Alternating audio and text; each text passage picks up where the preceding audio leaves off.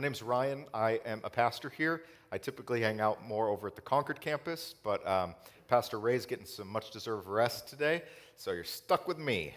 And no, it's a joy to teach the Word. I heard about a couple once that they were moving towards marriage. Their names were Dave and Amber, and they'd been dating about 3 years, and were thinking about tying the knot. But here's the thing. 6 months into their relationship, so a long time ago, Dave had cheated on Amber with a woman that he met online. And she caught him, and he owned up to it, and he, stopped that fling, and the relationship was restored, or at least it seems so on the surface. But Amber always had a hard time trusting Dave after that. And so as they were moving, thinking about marriage, she not unnaturally had this, desire to know, is he really going to be faithful to me long term? I'd really like to know that. And so she decided to run a little test. This test is often called catfishing. You've ever heard of this phrase? She created a fake online profile, very similar to the woman who had lured Dave back in the day. She did it so it's enticing just for him, pushing all the right buttons or the wrong buttons, as the case may be. And making this profile aroused all sorts of insecurities for her, right? And it's done, and before she put the plan into motion, before she tried to seduce the man that she hoped would be her husband, she had some doubts. She's like, am I really about to do this? Am I really going to try to tempt him to be unfaithful? Is this dumb? Is this cruel? Is this going to backfire? But upon reflection, she said, I'm going to go for it because I want to know if I can trust this guy long term. And what better way to find out than if I can maybe tempt him to be unfaithful to me? Now, I'm not suggesting anybody does this, but we can appreciate the pickle, right? Her heart is wrapped up with this guy, but she wants to know, does the external veneer of trustworthiness of Dave actually match what's going on at the core on the inside? Imagine it like this, like a big rock in the dirt, and it's all, clean and nice and stuff. But if you pick that rock up and you turn it over, you're going to see all sorts of squishy, crawly, muddy things, right? And so what do? Do you just throw the rock back down and pretend there's nothing under there like that? Or is it more prudent to actually face the brutal facts, whatever squishy, crawly things are under there, and deal with it? Our passage this morning in the book of Genesis is built on a dilemma very similar to this. Joseph and his brothers have been estranged for some 20 years, and they are just on the verge of being reunited, of having new trust, new healing. But first, Joseph needs to know if he can trust them. He needs to know if he can trust them, because after all, these are the very guys who 2 decades ago cruelly abandoned him. They literally trafficked their own flesh and blood to slavery, knowing full well, hoping in fact, that he would die in slavery. But now the tables have turned. There's a role reversal. Joseph now is the one in a position of power. They are at his mercy, and the playing field is tilted strongly because he knows who they are. They don't have a clue who he is. And he's incognito, and he's going to go catfishing in a way. He's going to run a test to see if it makes sense for him to be in relationship with these guys again. Are they in their hearts the same guys who tried to off me years ago? Or have they changed somehow? And the only way to find out is to tempt them to commit the same crime that they committed back then. That's the premise. So we'll be in Genesis chapter 44, but to get what's going on, we do need to refresh on what's happening up to that point. So there's a widespread famine in the land, you may remember. And God had given Joseph foresight to store up grain ahead of time in Egypt so we can make it through. And a couple hundred miles to the north, Joseph's family, Jacob, his father, and all of his brothers, they're getting hungry again in the famine. They've already been down once to buy grain. And at that time, Joseph, who's wearing the mask of an Egyptian bureaucrat, harshly demands that if you're going to come see me again, you need to bring your youngest brother, Benjamin. Now, who's Benjamin? Benjamin is actually Joseph's only full brother. They have the same mom. Their mom is Rachel, who is dead at this point, but she was the favorite wife of Jacob. This family, as we've seen in Genesis, has this bad habit of playing favorites over and over again. There is always animosity, jealousy, grudges, backbiting. It is not a pretty picture. Joseph was once the favorite son. He was the golden boy, cool coat, special relationship with daddy. And all the brothers were like, barf, we hate this kid. And so Joseph got disappeared, at age 17, at which point Benjamin became the new favorite. He's now the favorite, but Jacob now finds himself in a pickle because if he wants his whole family to survive the famine, he has to release Benjamin and send him off on a dangerous trip to Egypt. So this is the wide-angle shot, but let's zoom in to see what happens right before today's passage. Joseph is still in disguise, but he's hosting his brothers for a meal, and this is when he subtly starts to go fishing. Because what does he do at this meal? It's the first time they're all together, and he heaps up on Benjamin's plate 5 times more food than anybody else. Translation, he's playing favorites. He's playing favorites out loud in bold color, trying to stimulate the jealousy of the brothers. If there's any jealousy there to stimulate, it's a famine. Everybody's hungry. And he gives them 5 times more food? Come on, that's not fair. Why does Benjamin get such special treatment? He's trying to draw them out. And he's a master chess player. This is just his first move. In today's passage, Genesis 44, he engineers a crisis, a real test of character. And that's today's passage. So I'll read it, the first half right now, and let's see how this happens. So after this meal, right, Joseph, verse 1, commanded the steward of his house, fill the men's sacks with food, as much as they can carry, and put each man's money in the mouth of his sack. Joseph did this last time. Gave them their money back. Kind of strange. Verse 2, and put my cup, the silver cup, my special goblet, that one, in the mouth of the sack of the youngest with his money for the grain. And he did as Joseph told him. As soon as the morning was light, the men were sent away with their donkeys. They had gone only a short distance from the city. Now Joseph said to his steward, up, follow after the men, and when you overtake them, say to them, why have you repaid evil for good? Is it not from this that my Lord drinks, and by this that he practices divination? You have done evil in doing this. Now, what's just happened? He's framed them for a crime they didn't commit. And what's up with this whole divination thing? Well, Joseph didn't actually practice divination from the cup where you sort of read the rippling patterns of liquid in a cup to discern secret knowledge from the gods. He wasn't doing that, but he was in a way using this cup to find secret knowledge, the secret knowledge of his brother's character. He is using this cup to draw out a deep truth. All right, let's keep going. So when the steward overtook them, he spoke to them these words. They said to him, why does my Lord speak such words as these? Far be it from your servants to do such a thing. Behold, the money that we found in the mouths of our sacks last time, we brought back to you from the land of Canaan. How then could we steal silver or gold from the Lord's house? We are honest men. So whichever of your servants is found with it shall die, and we will also be my Lord's servants. So they invoke the death penalty on themselves.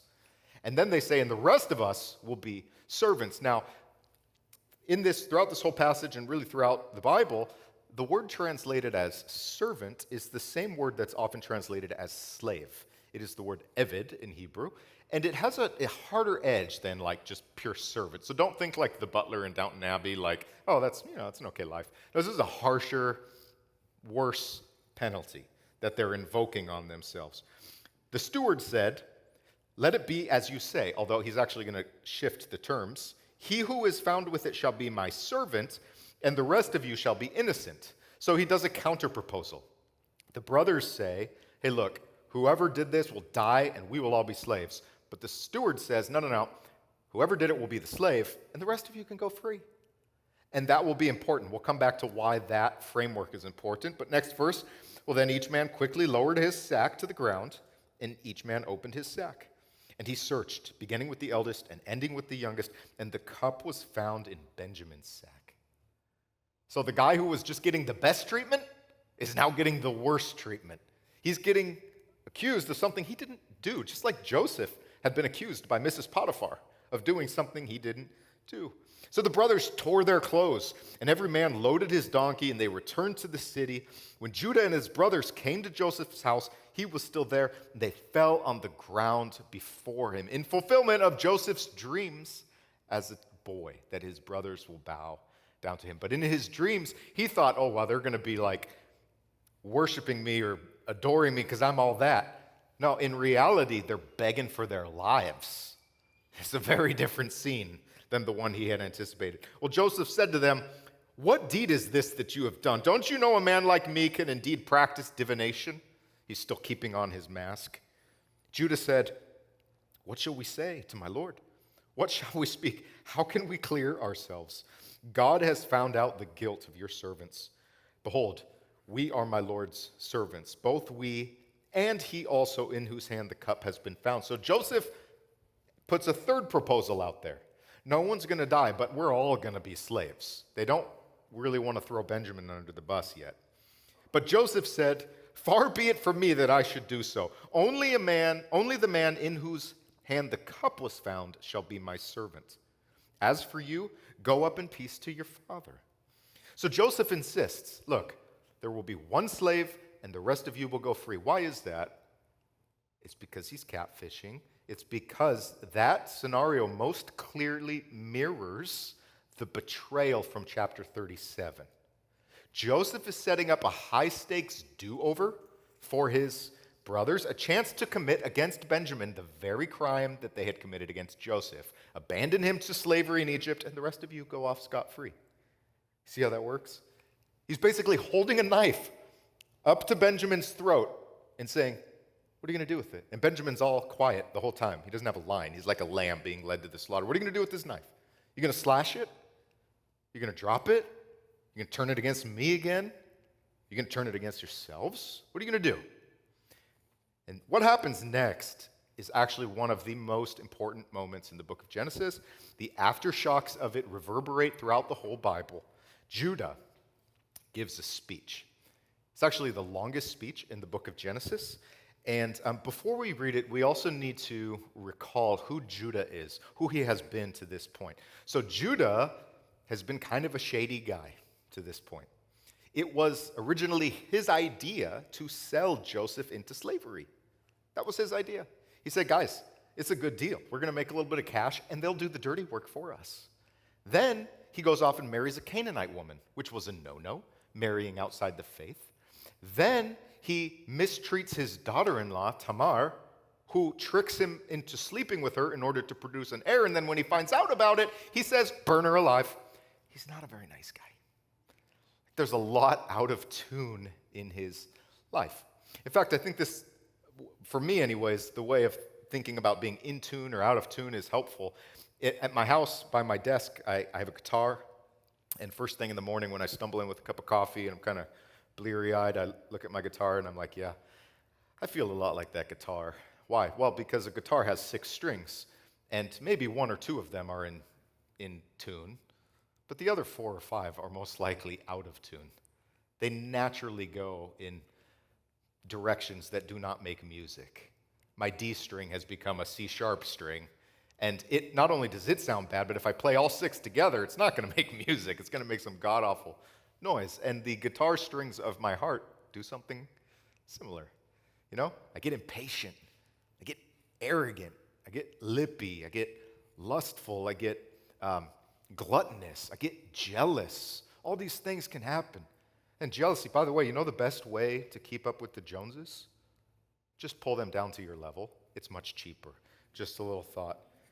So in the morning, the first part of my day, I often find like, man, I'm out of tune. I got to get tuned up so that I can make music. And I think in the morning of Judah's life, the morning period of his life, he is out of tune. But in today's passage, we're going to see he's finally hit that sweet spot. He's going to make some music. And what is the music he's going to make? Well, it is a song that Genesis has been playing or trying to play from the very first pages. The song is about the nature of kingship, what royalty is all about. So you may remember back to Genesis 1. In the beginning, God creates the world like a huge palace for his presence. He does this in a 6-day rhythm that in the echo chamber of the ancient world sounded a lot like how temples were made. Well, what was a temple? A temple was often thought of as the throne of a god. A god rules from the temple. It's their throne. Well, just so, after God creates the world like a big palace for himself, on the seventh day, he takes up his royal rest, his Sabbath repose of dominion. He is a king in his domain. And right before this, God creates a creature called the Adam, a male plus female two-part leadership team who God taps to reflect his royal governing wisdom into the world. So this is the basic setup of the Bible. God is the high king, and humans, me and you, bear the image of God as deputy kings and queens under the high king. Does that make sense? Being about his business in the world. So in its pristine original form, the idea of kingship was that the king is the one who ensures the blessing of everyone else.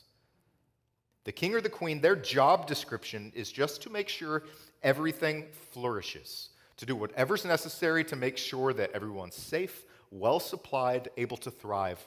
That's the point. That's the ideal, anyways. But the book of Genesis tells the brutal fact that more often than not, we humans twist that. We take this others-centered model of leadership and crassly turn it into a self-centered model of leadership. Again and again, we see in Genesis, we see in our own lives, instead of trying to work the good for others, we try to work the good for ourselves. Good old numero uno. We try to make it for ourselves. We're like, well, how's the view from under the bus? Sucks to be you, don't care. And usually it backfires. We try to build up our own kingdom, make a name for ourselves like the builders of the Tower of Babel, and it all comes undone. We destroy ourselves. It all comes crashing down. And this is what Jesus said, and I think in a way he was just observing the Old Testament, which was his Bible. Jesus said this, look, whoever tries to save his life is going to lose it. But whoever's going to lose his life for the right reasons is going to save his life. That reads like a summary headline of the book of Genesis. Jesus is a very good reader of the Bible. But the key here is to remember the stake, which is global. God creates humans as like top-tier management, so to speak, in his world. So if management tanks, the whole creation project tanks. This is a bit of unflattering truth, but guess what? God doesn't just care about me and you. He cares about the whole world. And humans getting it right is important in God's wider strategy. So back to Genesis 44. There was this brother, Joseph. He was a cocky, arrogant guy, but God beat that out of him. He suffered. He was humbled so that God could raise him up to a position of real responsibility. He was a king, bringing blessing to a wide domain, and he wants to know if his brothers have become men of character too. He wants to know, are they on this path too? So to refresh, the knife is held up to the favorite son's throat. And what are they going to do? And think about it. This is a very hard decision to make because it's a lose-lose situation. If they decide to ditch Benjamin and save their own lives, they are going to kill their dad. Jacob's going to die of grief. But if they decide to stick with Benjamin and stay in Egypt, everybody, well, then they can't bring food home to the family and everybody's going to die of starvation. There is no right answer here. Joseph has set it up that way. And it is at this moment so pivotal that Judah grabs the mic and makes this speech. And I'm just going to read it to you. And as I do, notice how often the language of servant or slave appears. It's a very humble speech. It appears 13 different times. Listen to what Judah says. Verse 18, Judah went up to Joseph and said, "O my Lord, please let your servant speak a word in my Lord's ears. Let not your anger burn against your servant, for you are like Pharaoh himself." And now he's going to tell the backstory, kind of rehearse how we got here. "My Lord asked his servants, saying, 'Have you a father or a brother?' And we said to my Lord, 'Yes, we have a father. He's an old man, and a younger brother, the child of his old age. His brother is dead, and he alone is left of his mother's children, and his father loves him.' Then you said to your servants, 'Bring him down to me, that I may set my eyes on him.' But we said to my Lord, 'The boy can't leave his dad. If he should leave his father would die.' Then you said to your servants, 'Unless your youngest brother comes down with you, you shall not see my face again. Deal with it. Bring him.' Well, we went back to your servant, my father, and we told him the words of my Lord. And when our father said, 'Go again, buy us a little food,' we said, 'We can't go down. If our youngest brother goes with us, then we'll go down. For we cannot see that man's face again unless our youngest brother is with us.' Then your servant, my father, said to us, 'You know that my wife bore me 2 sons.'" My wife, he had 4, but he only mentions one because he plays favorites, and that's mean. "You know my wife bore me 2 sons. One left me, and I said, 'Surely he's been torn to pieces, and I've never seen him since.'" He's telling Joseph about Joseph. Joseph is learning for the first time right here what his dad thinks happened to him. Oh, Dad thinks I was eaten by an animal. That's news to him. Jacob speaking, "If you take this one also from me and harm happens to him, you will bring down my gray hairs in evil to Sheol. Now therefore," Judah talking to Joseph, "now therefore, as soon as I come back to your servant my father and the boy is not with us, then as his life is bound up in the boy's life, as soon as he sees that Benjamin is not with us, he will die. And your servant will bring down the gray hairs of your servant, our father, with sorrow to Sheol. For your servant," and Judah here is speaking of himself, "for I became a pledge of safety for the boy to my father, saying, 'If I don't bring him back to you, then I shall bear the blame before my father all my life.'" Now here's verse 33. This is the most important verse in the whole passage. "Now therefore, please let your servant," Judah speaking of himself, "let your servant remain instead of the boy as a servant to my Lord, and let the boy go back with his brothers. How can I go back to my father if the boy is not with me? I fear to see the evil that would find my father." So what just happened here? What has happened is that Judah jumped on the grenade. He knows the only way to save Benjamin and to save my father and to save our whole family is if one of us goes down. And let it be me. He jumps on the grenade. He'd rather his own life be exploded than to see the harm that would come to his family. He would rather himself taste the pain of slavery than the pain of betraying another brother. And there's a great irony here that the screw is turning hard because remember, it was Judah whose idea it was to sell Joseph into slavery. Now Judah is offering himself as slave to his own victim. Does that make sense? You see how it comes full circle like that? And when it comes full circle, boom, something happens, like a secret mechanism inside the grenade clicks over and the bomb diffuses. It doesn't go off. No one's blown up. No one's enslaved. No one dies. Why? What happened? Judah and his brothers passed the test. That's what happened. They passed the test. Joseph set them up brilliantly, tempting them to be unfaithful to Benjamin, but they wouldn't do it. They didn't take the bait. They passed the test. Their repentance is backed up with action. They are changed men. And this is the point, we'll get there next week in chapter 45. This is the point where Joseph finally pulls off his mask and reveals himself to his brothers.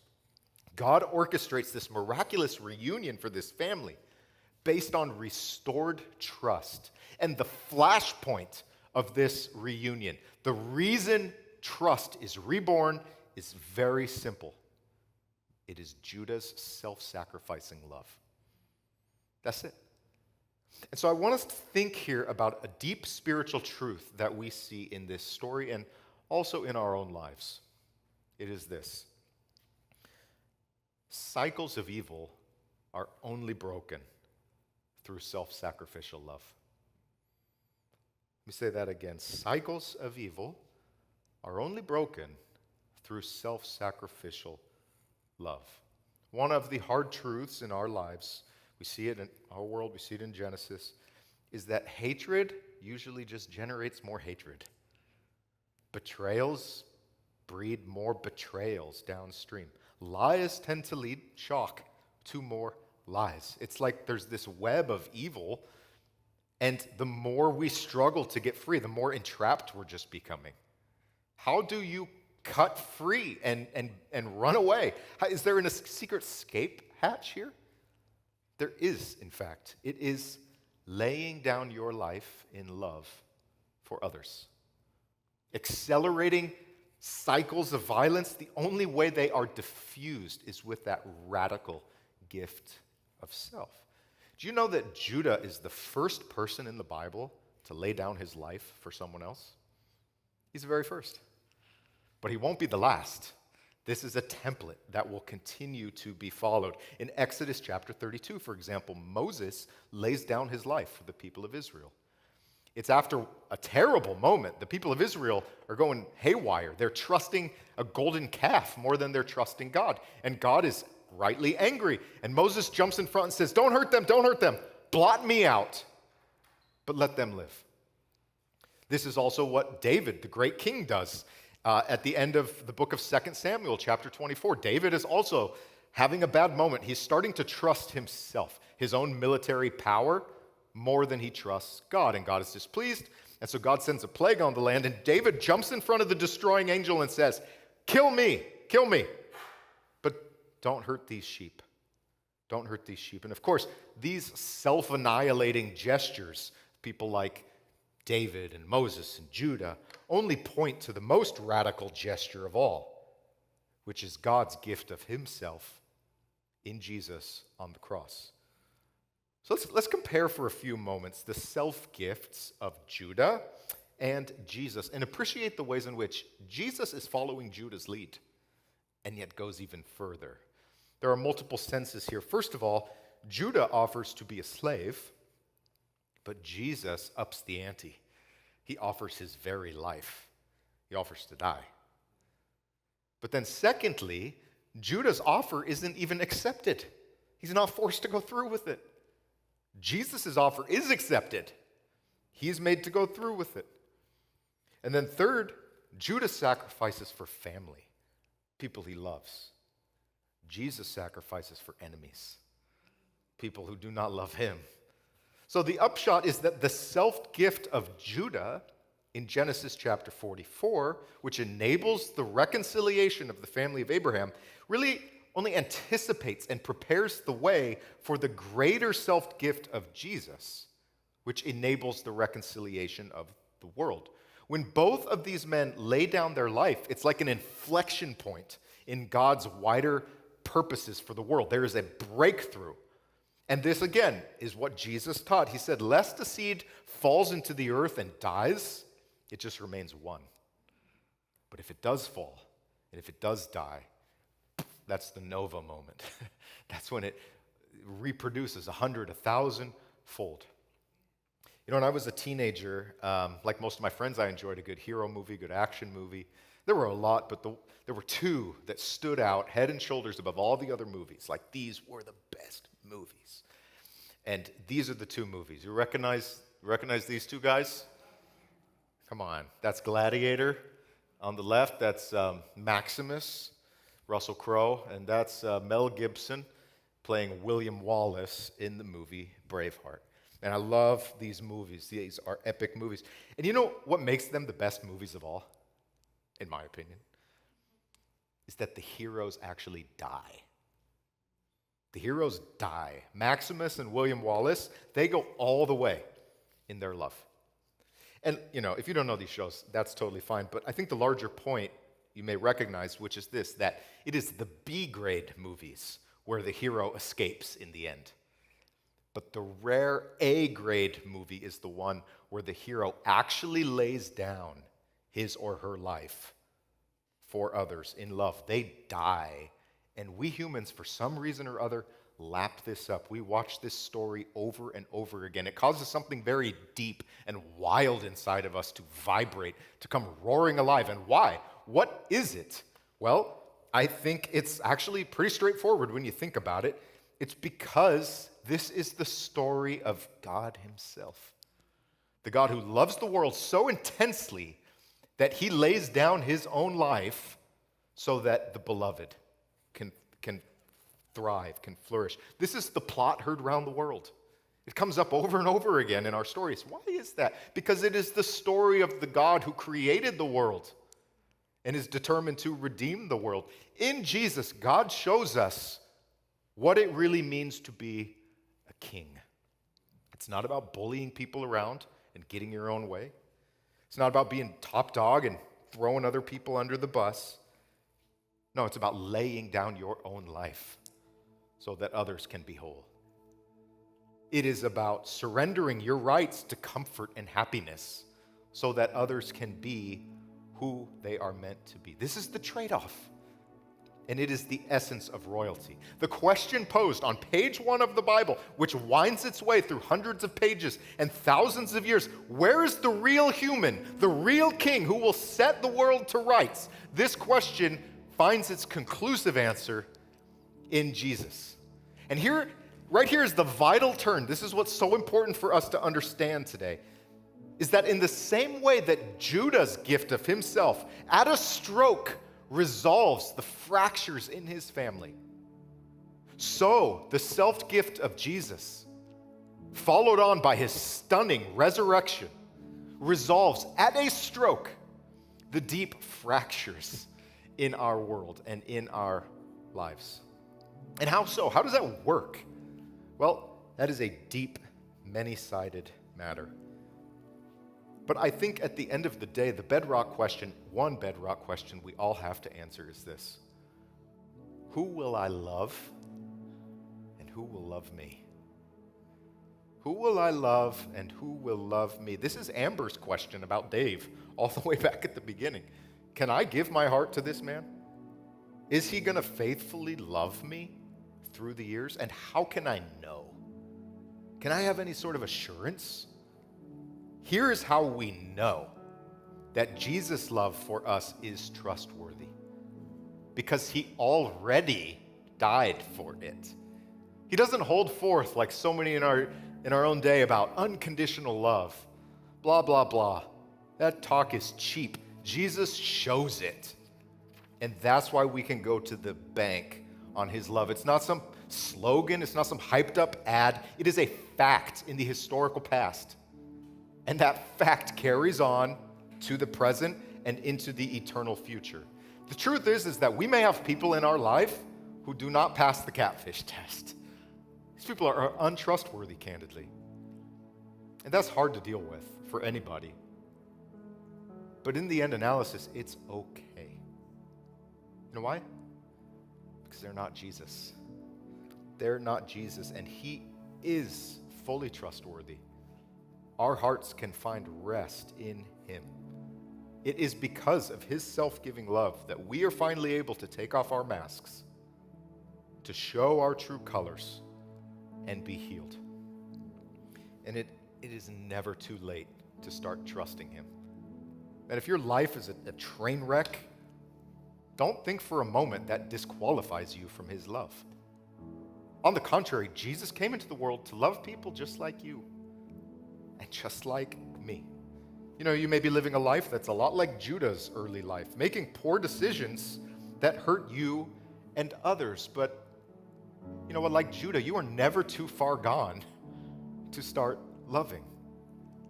It's never too late to fail forward, to take the mistakes in your past and use them, leveraging yourself into an utterly different future, one that is oriented not around self-love, but oriented around loving God and loving other people. And let me speak a moment to my brothers directly. Men, you want to live kingly lives with purpose, with some dimension of authority, leaving a legacy behind you that will last. If you want that, here's the inside scoop. You got to die to yourself. You got to die to yourself. You got to let your inner man put your inner boy in the corner and keep him there. You say, man, I don't want to do that. That sounds hard. Well, you like Braveheart? You like Gladiator? Well, That's your answer. You have to do it. You have to do it because the real heroes actually give their lives. They actually die. It is the pseudo-heroes who are always looking for a way to squeak out at the end, who are always ultimately about serving and saving themselves. You can live that kind of life if you're willing to make kingly decisions to serve and to go low. Judah was a screw-up for most of his life. His resume was not good. Why? Because he was always trying to make the good for himself. But here in chapter 44 of Genesis, he has this moment that changes his trajectory, not only his, but all of his descendants. How do we know this? Well, because at the end of the book of Genesis, in chapter 49, Jacob is on his deathbed, and he's giving out blessings to his 12 sons. And when he comes to Judah, he says two very important things about Judah. First of all, he says, Judah is a lion. He's a lion of a man. Secondly, he says that the scepter of rulership will not depart from Judah. His tribe will be the royal tribe. So that means in the book of Genesis, Joseph is the ideal king figure. But Judah is tapped as the future king. Why? Because in laying down his life, he shows that he understands what royalty is all about. So it's no coincidence that Jesus is from the tribe of Judah. He's the lion of the tribe of Judah. And this actually sets up our last little biblical tidbit of the day. And this is, I think, a massively important truth for us to wrap our minds around. So if you flip all the way to the other end of the Bible, the book of Revelation, there a man named John, he's a seer. He has a vision of the throne room of heaven, like world headquarters. And the music there is beautiful, man. All the strings are in perfect pitch. And at one point in Revelation chapter 5, John hears that the Lion of Judah is on the throne. So he turns expecting to see a lion, and you know what he sees? A slaughtered lamb. Catch this, he hears a lion, but he sees a lamb. And they are one and the same Jesus. This is a deep, central mystery of our faith. A deep and central mystery that the victory won by the lion is accomplished through the sacrifice of the lamb and in no other way. And so in our own lives, when we are tempted to be overly lion-like, pushing and bullying our way through the world, let us remember that the essence of power is paradoxically laying power down to serve and love others.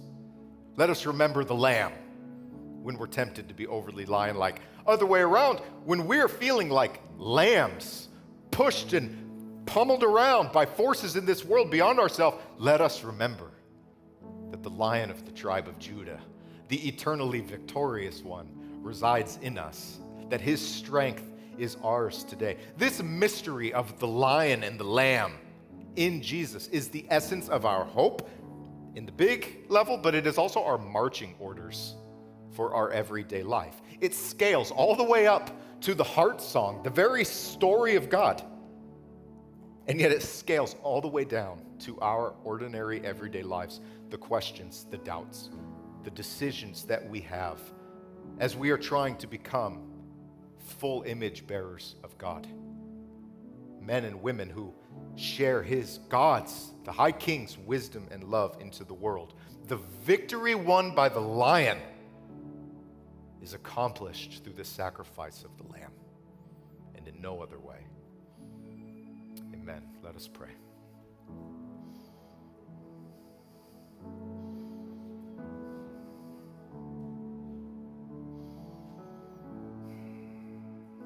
Lord, would you help us to become more like you? Our souls, my soul, we are bent in the direction of self-love, in the direction of serving and caring about ourselves. Lord, would you instill in us this Judah-like moment when with clarity we see that the way forward, the way to the future is not in flexing and muscling up, but actually in laying our lives down, picking up a towel and washing each other's feet. Lord, I pray for all my friends that as we sort through the implications of this story in our life, that you would give us clarity about what it means, what conversations we need to have, where we need to take the low road, where we need to eat that humble pie and use love to break the cycles of evil in our families, in our relationships, even in our self-concept. Lord, may there be a profusion of grace that just shatters evil and replaces it with the power of the love of God. Would you do that in our lives? Would you do that in our community? Lord, it might begin with us, but it better not end with us. I pray, Lord, that you'd help us to be agents of joy, agents of freedom and healing in our communities, here in Brentwood, in wider Contra Costa County. Lord, may the Bay Church, one of just so many good, beautiful churches in this region, Lord, help us to contribute. Just one little leaf on a great big tree, help us to contribute to your kingdom as it grows and flourishes. Help each of us this week. Watch over us, give us safety, give us wisdom. Help us to hear from you. Help us not to fight against you, but to be willing material in your artistic, eternal hands. We pray all these things in the name of the Lion, in the name of the Lamb, Jesus Christ. Amen. Amen. Well, thank you, friends. I love studying the Word with you. Couple announcements just to pass on before we go our separate ways. If you're here and you need to talk, or pray, or process, we have a connect area outside where you can do that. I'll also hang out here if you need to talk. I'm happy to do that. If midweek you need to be in touch with the pastor, you can text prayer to this number on the screen, and a pastor will be in touch with you. So, we want to walk together through the ups and downs of life all 7 days. Lastly, if you're here and you're interested in getting more involved in the Bay Church and want to know how to do that, we have this on-ramp thing called Growth Track. It's a little 4-part class that lays it all out. You get a lot of time to ask questions, figure out how to get involved, all that stuff. So if you're at that point where you want to get more involved, out at the kiosk out there, ask about Growth Track and get signed up, and that's the way forward. That is all. Will you stand to your feet? I'd love to leave you with a blessing before we depart.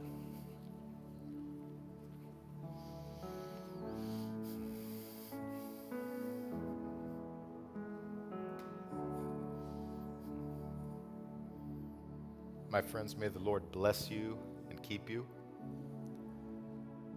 May the Lord make his face to shine upon you, be gracious unto you.